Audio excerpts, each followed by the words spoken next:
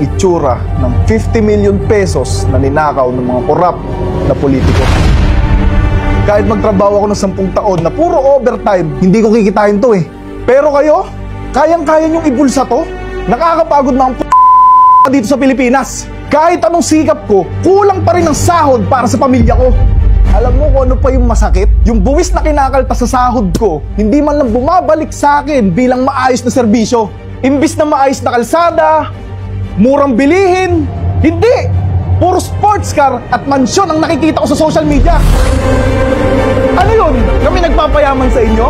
Ang sarap yung yakapin sa leg hanggang sa mag-violet na kayo. Tapos kami isang kahig isang tuka? Gigigil ako sa inyo eh! Hindi pre! Kasi sa pera na to, kaya nitong matulungan mahigit 50,000 na manggagaong Pilipino na katulad ko at mayangat ang sahod. Pero hindi! Hindi ito nangyari dahil ito ay binulsa at ninakaw.